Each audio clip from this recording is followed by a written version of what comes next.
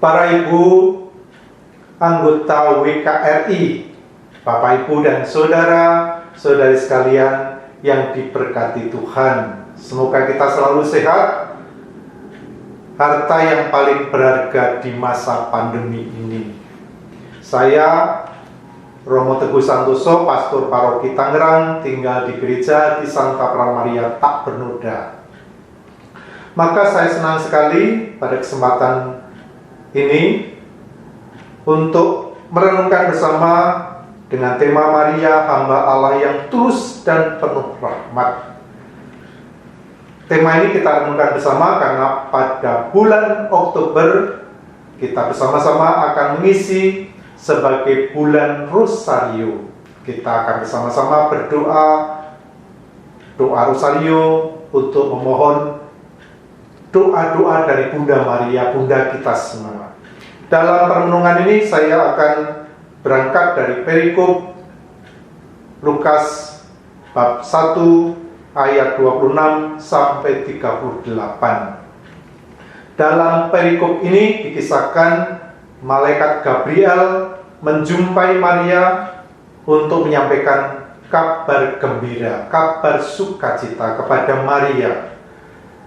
Gabriel artinya adalah Allah yang agung, maka kita bisa mengerti bahwa Maria diundang kepada keagungan Allah. Dalam perjumpaan itu kita menyimak dan juga menikmati bagaimanakah dialog yang indah antara Malaikat Gabriel dengan Maria. Malaikat Gabriel mengawali perjumpaan dengan salam. Salam bagimu, engkau yang terberkati. Salam menjadi suatu yang lazim dalam aneka macam kebudayaan sebagai pembuka dialog. Sama seperti juga dalam perjumpaan tadi saya mengawali dengan salam. Maka dalam banyak budayaan kita mengerti setiap orang berjumpa maka saling memberikan salam. Orang Batak biasanya menyampaikan salam dengan horas yang artinya pengharapan yang baik. Orang Batak Karo juga menyampaikan salam mejuah-juah untuk memberikan makna atau harapan yang mujur, yang sejahtera, sehat untuk semua. Atau orang Jawa itu dengan membuka salam perjumpaan biasanya dengan salam berkah dalam. Semoga Anda diberkati Tuhan. Begitulah juga Malaikat Gabriel mengawali perjumpaan itu dengan salam, dan dari salam itulah maka dialog dengan Maria menjadi suatu yang lancar, yang indah. Kalau kita menyimak dari kitab suci kita akan melihat sedikit perbandingan. Misalnya dalam Lukas ketika Malaikat Gabriel menjumpai malaikat yang sama menjumpai Zakaria. Malaikat Gabriel di sana tidak diceritakan dia mengawali dengan salam, tetapi langsung pada topik, jangan takut hai Zakaria, sebab doamu telah dikabulkan. Jadi tidak ada salam, langsung pada tema, dan kemudian di sana ada dialog yang sedikit tidak sambung karena kemudian Zakaria mungkin saking terkejutnya sehingga mungkin tidak bisa menata kata, tetapi malahan kemudian bagaimana itu terjadi, bagaimana itu terjadi padaku karena aku sudah tua dan istriku juga sudah tua. Begitu jawaban Zakaria.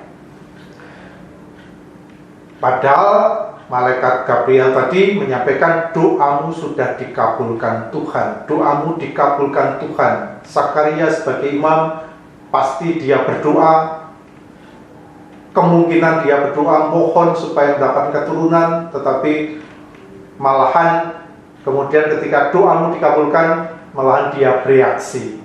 Kita kemudian membayangkan bagaimana dan apa yang dialami oleh Bunda Maria.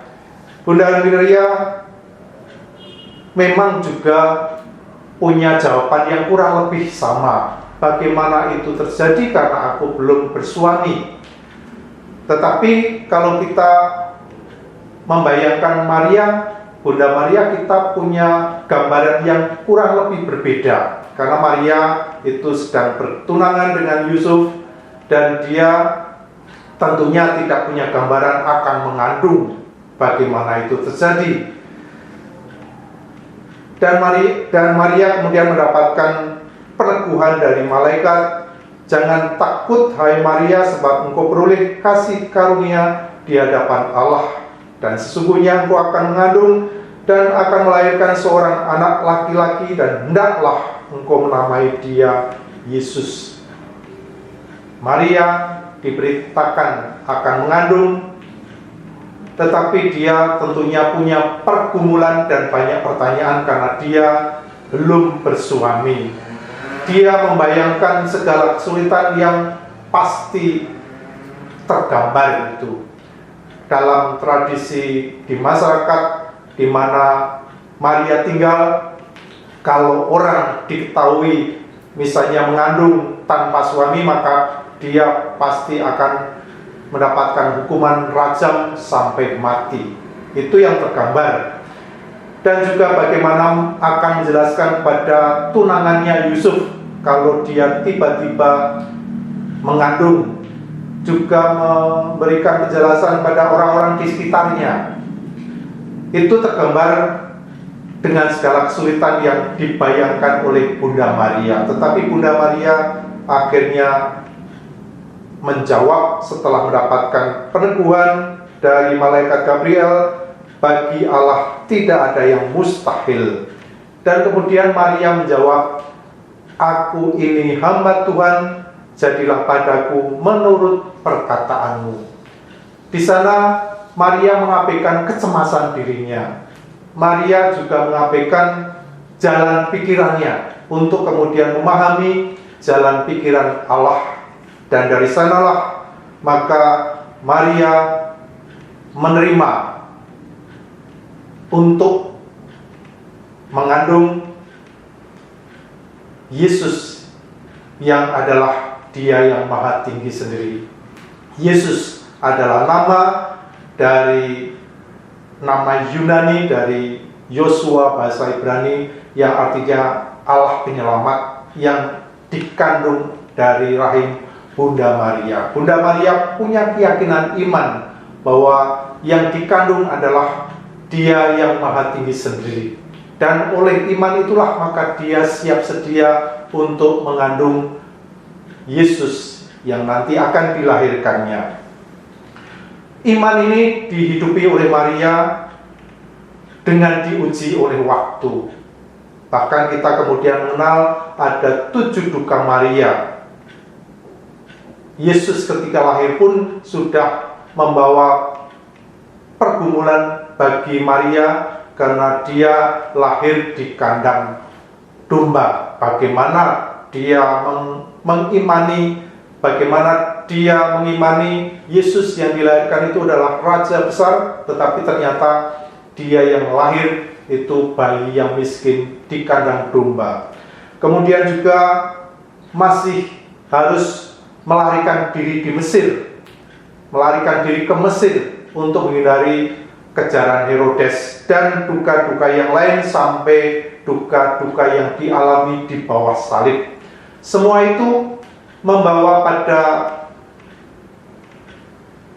cara hidup Maria yang mempraktekkan imannya.